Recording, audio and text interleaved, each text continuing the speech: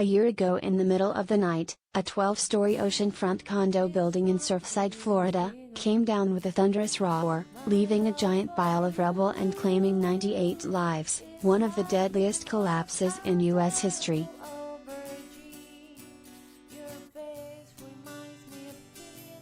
The disaster at Champlain Towers South also turned into the largest emergency response that didn't involve a hurricane in Florida history.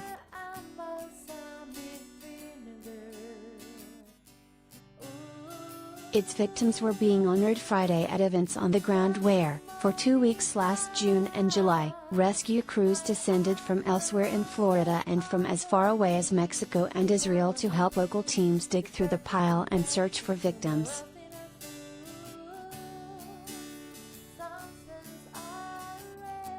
Friday's agenda includes a private overnight gathering for families to light a torch. First Lady Jill Biden is expected to speak at a public event organized by the town of Surfside.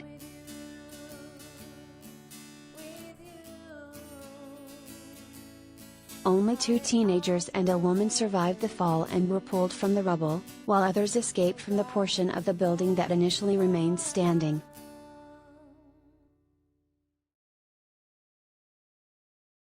Images of one survivor's rescue traveled widely, offering a glimmer of hope right after the collapse, but the long, grueling search produced mostly devastating results as families torturously waited only to learn about the remains of their loved ones.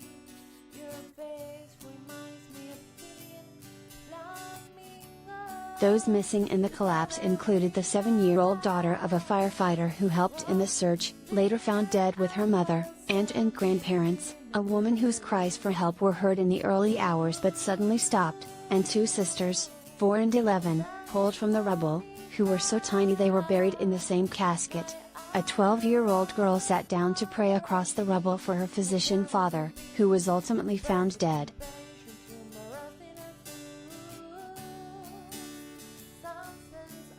The victims included local residents as well as visitors who are Orthodox Jews, Latin Americans, Israelis, Europeans and snowbirds from the Northeast.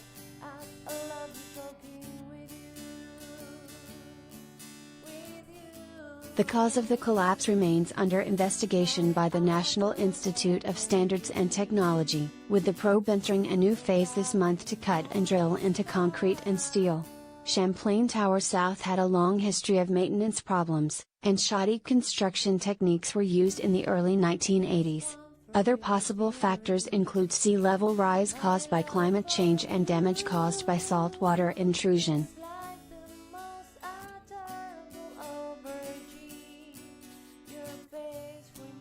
Pablo Langsfeld, the father of a 26-year-old lawyer who had married and moved to the building a few months before the collapse, said that for him closure will not come until that investigation is completed.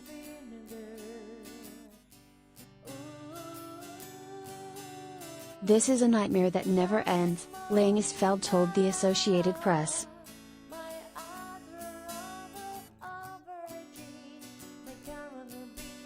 The site where the building stood has been swept flat.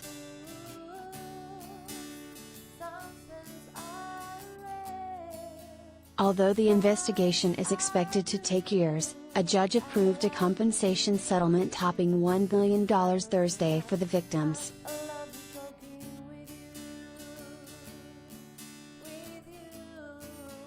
Miami-Dade Circuit Judge Michael Hansman praised the dozens of lawyers involved, and a woman who lost her daughter called them heroes in black robes and business suits.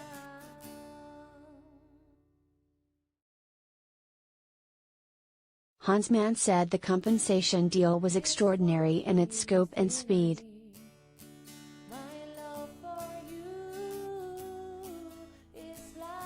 "This settlement is the best we can do.